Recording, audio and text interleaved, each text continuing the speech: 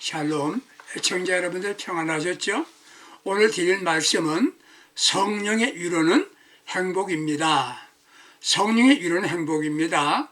사도행전 9장 31절 본문 말씀이 되겠습니다. 제가 읽어드립니다. 그리하여 온 유대와 갈릴리와 사마리아 교회가 평안하여 든든히 서가고 주를 경외함과 성령의 위로로 진행하여 수가 더 많아지더라. 어느 교회가 중고등부와 여름 수련을 갖게 되었답니다. 사고가 발생했습니다. 바로 목사님의 아들 독자였는데 목숨을 잃게 되었습니다. 신자들이 별별 말로 위로해 주더랍니다. 그런데 아무 직분도 없는 할머니가 목사님의 손을 잡고 계속 울기만 하더랍니다. 목사님에게는 그 노인의 눈물이 위로가 되더랍니다. 위로는 말로 할 수 있습니다. 그러나 강력한 위로는 성령의 위로인 것입니다.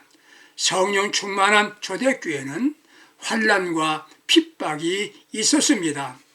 그때 성령의 위로가 있었습니다. 위로라고 하는 말은 후원이다. 후원이란 말이기도 합니다. 원문에 보게 되면 필라크레시스, 즉 격려, 권면, 칭찬 등의 의미가 있습니다. 즉 낙심하지 않도록 붙들어 주심을 의미합니다. 여러분, 애청자 여러분, 어렵습니까? 해결되지 않는 문제가 있습니까? 이 시간에 성령의 위로가 있기를 축복합니다. 먼저 성령의 위로가 있을 때는 평안함이 있습니다. 우리가 살고 있는 세상은 불안합니다. 정치가 불안합니다. 경제도 불안합니다.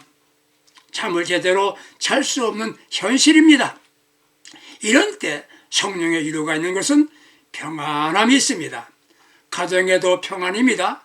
사람들이 바라는 게 있다면 부자 되는 것 맞지요? 돈 싫어하는 사람은 아무도 없을 것입니다. 부자 되는 나의 꿈 10억 만들기란 저서에서 돈 모은 사람들은 몇 가지 공통점이 있는데, 하나가 자신의 분야에서 일가를 이룬 점, 둘째 목돈 투자한 사람, 세 번째 무조건 내 집부터 마련한 사람, 네 번째 반드시 주식 투자를 여유자금으로 한 사람, 다섯째 돈을 지식에 투자한 사람, 여섯째 한 번 맺은 관계는 무덤까지 간다. 이런 신조를 가진 사람들은 돈을 벌었답니다. 그러나 문제는 돈으로 진정한 평안을 얻을 수 있겠습니까? 돈으로 침대는 살 수 있으나 평안한 잠은 살 수가 없고, 돈으로 좋은 책을 살 수는 있으나 지식은 살 수 없습니다. 돈으로 집을 샀는데 행복은 살 수 없고, 돈으로 음식을 샀는데 식욕은 살 수 없답니다. 예수님의 비유가 26개 가운데 16개가 돈에 대한 비유입니다. 문제는 내가 평안하냐? 그것입니다. 외국 사람들이 한국 사람을 볼 때 낙천적이라고 말한답니다. 어려워도 노세, 젊어서 노세 할 줄 알고, 북한에서 핵실험을 하고 세계가 떠들어도 돼도 우리는 안심하고 산답니다. 그러나 낙천적이란 미래에 대하여 진지하게 생각하지 않는다는 말과도 같습니다. 우리는 성령의 위로 가운데서 평안한 삶을 살 수 있기를 축복합니다. 힘듭니까? 캄캄합니까? 아무리 내 삶이 어려워도 주님이 함께 하시고 성령님의 위로가 있다면 평안하게 살 수 있는 것입니다. 성령의 위로가 있기를 축복합니다. 두 번째, 성령과 위로를 받으면 든든하게 됩니다. 흔들리면 무너집니다. 몸이 연약해도 아무것도 흔들리면 못하는 것이에요. 성령의 위로가 받으면 몸이 건강해집니다. 신의 능력으로 건강해지는 겁니다. 성령의 위로받아 몸과 마음이 강건해져야 합니다. 가정도 교회도 튼튼해야 합니다. 성령의 위로하심으로 영육간에 건강하시기를 바랍니다.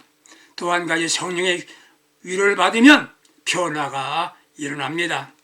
외국 사람의 눈에 비치는 한국인들은 전문성 부족, 관리 능력 부재, 빨리빨리 잘하고 욕 잘하고 고함 잘 지르고 폭탄주, 과음 잘하고 편가르기, 독불장군, 중요한 건 변화에 대해서 두려워하는 이들이란 이렇게 말한답니다. 잘 살려고 한다면 변화돼야 됩니다. 잘 믿으려고 하면 달라져야 합니다. 이는 말로 되는 게 아닙니다. 오직 성령으로 되는 겁니다. 성령으로 개인적인 변화, 거듭남도 성령의 능력으로 되는 겁니다. 중요한 건 마음이 달라져야 모든 게 달라지는 겁니다. 성령의 위로가 있을 때 변화되는 것이에요. 세 번째, 성령의 위로가 있으면 기쁨이 넘치게 됩니다. 지금은 기쁨을 상실한 시대입니다. 살기가 힘들기 때문이지요. 얼굴이 달라져야 합니다. 얼굴이 달라져야 되는 것이에요. 얼굴에 화기가 애해야 합니다. 교회에서 신바람 나게 사역할 수 있어야 합니다. 이는 성령으로 되어지는 겁니다. 얼굴이 달라집니다. 성령이 충만하면 얼굴이 달라져요. 얼짱, 몸짱이 된다는 말입니다. 왜? 얼굴에 기쁨이 있기 때문입니다. 성령의 위로를 받는 사람들은 슬퍼하거나 근심하지 않습니다. 여러분 잘 아시는 최대반 집사님 아시지요? 얼굴이 무엇과 같았다고요? 천사의 얼굴과 같았다고 말했습니다. 천사의 얼굴, 아름다운 얼굴이란 말입니다. 기쁨이 넘치는 얼굴이란 말이에요. 사랑하는 청자 여러분들, 여러분들의 얼굴이 천사와 같이 되려면 성령의 위로하심이 강력하게 있어야 되는 것입니다. 어떤 분이 운전하고 돌아왔는데 방에 들어와서 왜 이렇게 어두워? 캄캄해? 왜 불 안 켰어? 그럽니다. 아들이 그럽니다. 아빠, 선글라스 좀 벗어. 알고 보니까 불은 켜 있었지만 선글라스를 쓰고 있었기 때문에 캄캄한 것이었습니다. 내 눈이 문제인 것입니다. 다른 이들은 다 예수 믿고 그렇게 기뻐하고 좋아합니다. 그런데 마음에 선글라스 벗어야 합니다. 근심이란 선글라스를 버리세요. 기뻐하려고 한다면, 기뻐하게 되면 자신이 행복해집니다. 행복이 뭐냐? 기쁨이지요. 기쁨인 것입니다. 삶에 기쁨이 있으면 그 사람은 행복하게 사는 겁니다. 일하는데 기쁨이 있습니다. 밥을 먹어도 기쁘게 먹으면 건강하게 되는 겁니다. 어린 시절에 식사할 때마다 아이들을 나무라지는 않았습니다. 울며 밥 먹는 아이들은 후에 병에 걸린답니다. 인간 뇌에는 18가지 신비로운 성분이 생성해내는데 그 중에 대표적으로 2가지가 있답니다. 바로 엔돌핀과 아드레날린이라는 그런 세포지요. 엔돌핀은 우리가 기뻐하고 웃고 노래하고 감사하는 마음을 가질 때, 긍정적인 생각과 긍정적인 말할 때 팡팡 나온답니다. 엔돌핀은 많은 균, 결핵균, 암균 같은 것을 사멸시키는 버리는 힘이 있다는 것이에요. 우리가 몸 안에 암이 생길 수 없지요. 왜? 엔돌핀이 다 먹어버리기 때문입니다. 엔돌핀이 나오려면 마취 효과가 있어서 아픈 것을 모른다는 것이에요. 그래서 고통을 잊게 된답니다. 이와 반대로 아드레날린은 슬퍼하고 근심하거나 괴로워하고 걱정하고 남을 원망하고 시기하며 질투하거나 미워하는 감정을 가지면 이 아드레날린이 팡팡 나온답니다. 이것은 심한 병, 난치병, 암 같은 병을 유발시킨다는 것이에요. 소화불량, 기능장애가 된다는 것입니다. 이것은 불치병에 걸렸다는 이유가 된다는 것이에요.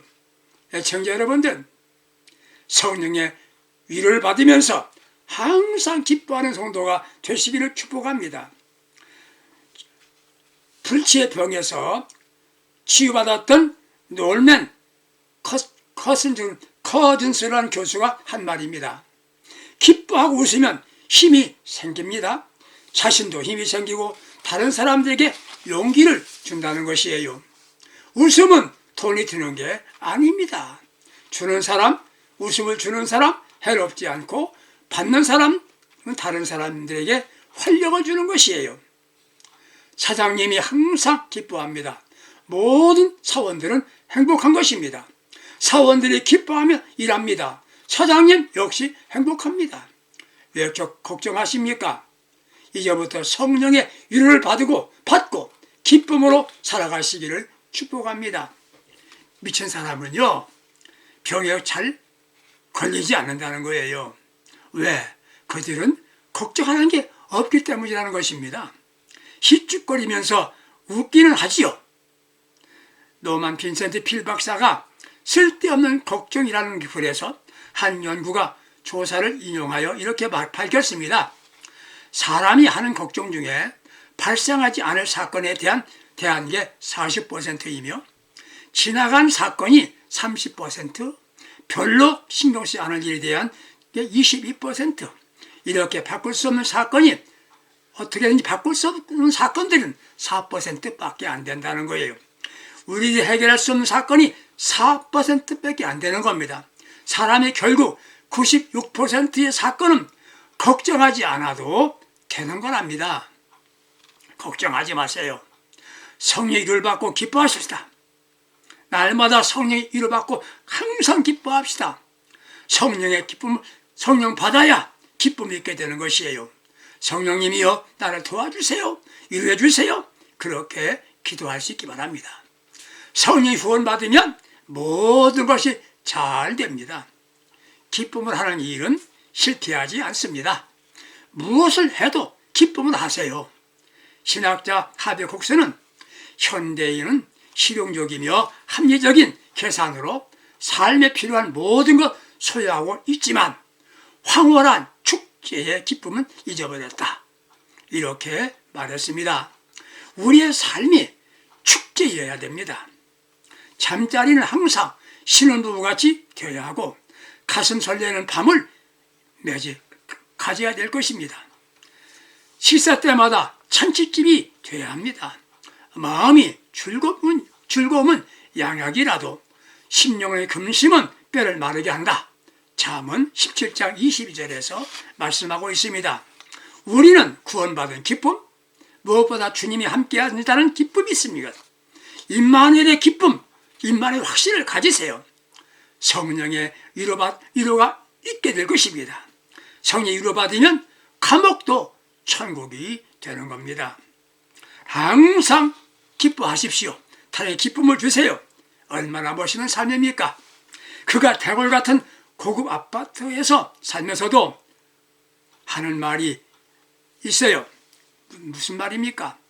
대궐 같은 아파트 살면서도 옥중이 있어요. 감옥이 된단 말이지요. 미국의 백화점 왕으로 알려진, 그리고 최신부 장관까지 한, 여러분 잘 아시는 모범적인 크리스찬 와나메이커가 있습니다. 이 와나메이커는 한 가정의 가장으로 대사업가로 최신부 장관을 지내면서 교회에서 주일학교 교사로 봉사했습니다.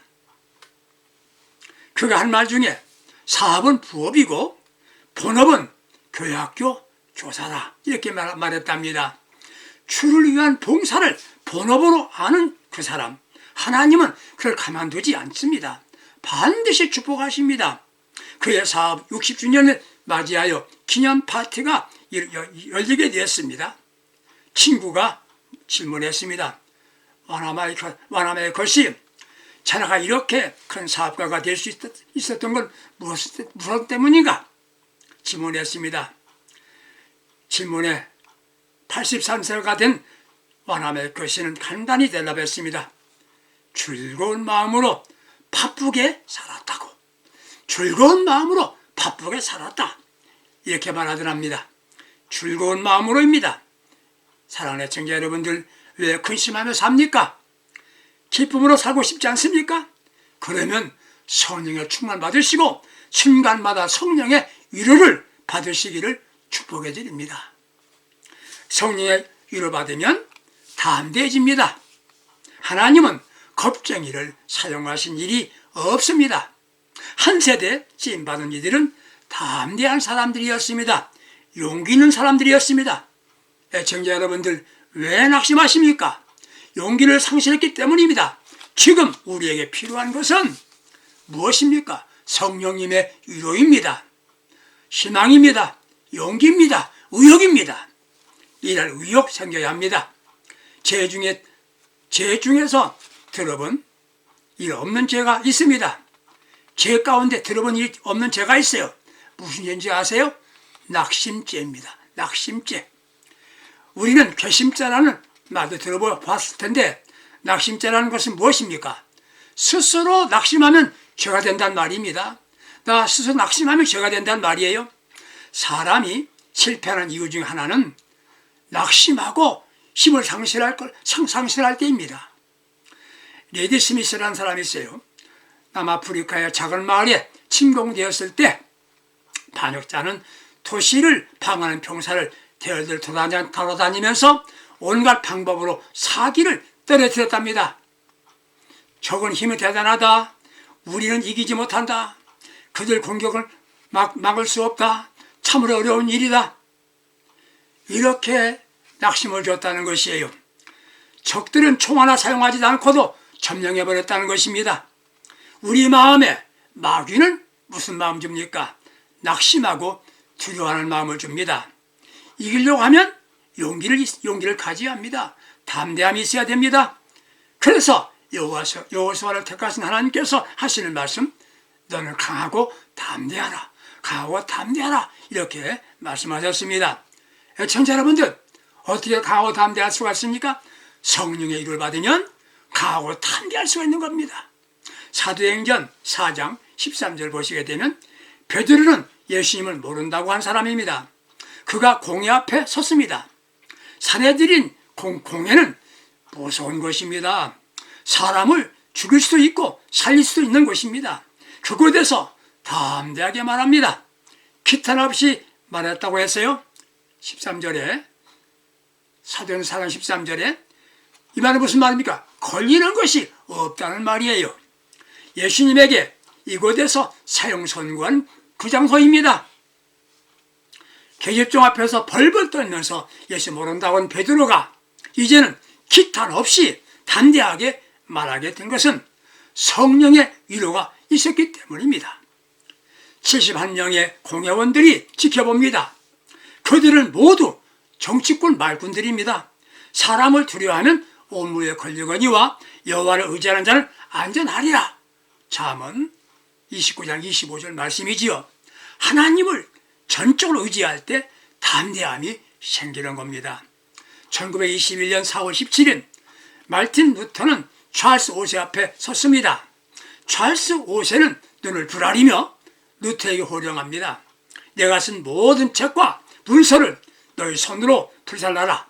그렇지 않으냐면 내가 불사람 당할 것이다. 화형에 처한단 말이지요. 루터는 아무 말도 하지 못하고 나왔습니다. 그 책은 교황을 무시하고 욕하는 내용으로 되어 있습니다. 입을 겨우 열어서 이렇게 대답합니다. 저에게 하루 동안만 시간을 주십시오. 그럼 제가 결판을 내겠습니다. 좋다. 꼭 하루 동안이다. 집으로 돌아온 루터는 기도를 시작했습니다. 아버지, 어떻게 해야 되겠습니까? 새벽에 되어서 확신을 얻었습니다. 그 편을 들어 시를 쓰기 시작했습니다. 내 주는 강한 성이요 방패와 병기 대신이 이를 쓴 겁니다. 그리고 찰스 5세 앞에 섰습니다. 이렇게 대답합니다. 나는 내 글이 잘못되었다고 생각하지 않습니다. 성경으로 나의 글을 잘못되었다고 증명하기 전에는 나는 불살할 수 없습니다. 누구도 루터의 용기를 막을 수 없었습니다. 어떻게? 성령 위로가 있었던 것입니다. 그는 종교개혁을 성취했습니다. 청자 여러분들 담대하세요. 모든 것에 철학이 있어야 합니다. 붕어빵 장사를 해도 철학이 있었답니다. 보기 좋게 그리고 따뜻하게 맛있게라고 하는 철학이 붕어빵 장사에 성공하게 만들었다는 거 아니겠습니까? 이런 용기나 절제나 신념이 어디서부터 나옵니까? 우리에게는 성령의 위로가 있을 때 이런 용기가 주어지는 겁니다. 청자 여러분들, 성령의 위로를 받고 싶습니까? 언제 성령께서 위로해 주십니까? 첫째, 순교 정신을 가질 때 위로해 주시는 겁니다. 성령 충만이란 순간마다 성령의 지배를 받는다는 말입니다. 그럼에도 사람들은 감정의 지배를 받습니다. 기분대로 삽니다. 신앙인은 그렇게 할 수 없는 거예요. 성령의 지배를 받고 살아가야 성도인 것입니다. 성령 충만하다는 말은 가득 채운 상태다, 이런 말이지요. 이 말이 원문을 보게 되면 프레테스, 푸니마 토스 사이라고 되어 있습니다. 이 말은 무슨 말인가 하면 여자가 물그릇에 물을 부을 때 계속 부으니까 철철 넘치는 상태를 우리는 푸니마 토스 사이라고 표현한 것이에요. 이게 프레테스입니다. 마음의 걱정 근심이 사라집니다. 그때는 평안함이 오는 것이에요. 성령 충만이라는 것은 인격과 삶이 예수를 닮아가는 걸 말합니다. 거룩한 삶을 살게 합니다. 죄 지을 수 없습니다. 갑자기 달라지는 게 아니라 하루하루 살면서 달라지는 것입니다. 성령 충만한 사람은 끝까지 승리합니다. 행복하게 살게 됩니다. 영적 전쟁에서 승리하기 원하신다면 성령 충만받고 순간순간마다 성령의 위로받는 삶을 살아야 되는 것입니다. 청자 여러분들, 영적 전쟁에서 승리하기 원하신다면 성령 받으시고 순간마다 성령 위로를 받으시기를 축복합니다. 어떤 사람에게 성령 위로가 있습니까? 두 번째는 하늘에 소망을 두고 사는 사람에게 성령께서 위로해 주시는 것입니다. 우리가 알아야 할 게 있습니다. 하나가 뭡니까? 나는 누구인가? 내가 누구인가? 나는 하나님께서 보내신 하나님의 자녀다. 확신을 가지세요. 두 번째, 나는 못하느냐? 못하는 사람인가? 하나님 영광 위에 사는 사람이다. 대답하시셔야 합니다. 그럼 어디로 가느냐? 하늘나라로 간다. 나는 하늘나라로 간다. 소망이 있습니다. 순교자들은 한결같이 하늘나라로 간다고 생각했을 뿐이었습니다. 누굴 위로하십니까? 세 번째, 사랑의 마음을 가진 사람을 위로해 주시는 겁니다. 신앙과 사랑이 순교하게 만들었습니다. 사랑의 마음이 있을 때 성령께서 위로해 주시는 겁니다. 사랑하는 마음이 있으면 두려움이 없습니다. 의심하지 않습니다. 사랑은 모든 것을 믿으며 라고 말했지요. 암이란 무엇입니까? 병이 무서운 거지요. 삶 속에 암은 의심이요, 항암제는 사랑입니다. 암은 의심이 암이고 사랑은 항암제가 된다는 말이에요. 믿어주세요. 사랑은 뭡니까? 용서입니다. 용서가 쉽습니까? 어렵습니까? 사랑하면 쉽습니다. 많은 심리학자들 말을 빌리면 사람이 행복하게 되는 게 많은 재물이 아니라 서로 용서하는 것이라고 말했습니다. 용서만 갖게 되면 그게 사랑이지요. 내가 사랑하고 사랑만 가지면 성령께서 그때마다 나를 위로해 주시는 것이에요. 마지막, 어떤 사람은 성령 위로해 주십니까? 기도할 때 성령께서 위로하여 주십니다.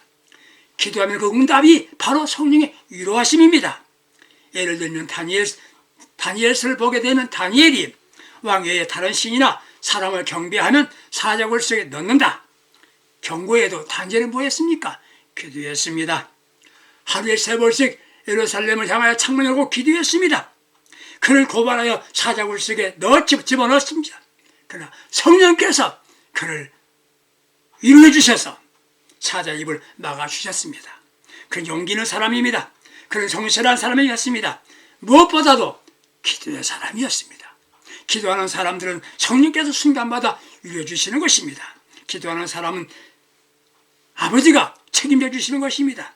사랑하는 청자 여러분들, 성령의 위로 받으시고 승리합시다. 성령 위로 받으시고 담대하게 사십시다. 성령 위로 가운데서 행복한 신앙인들 모두 될 수 있기를 예수님의 이름으로 축복합니다. 감사합니다.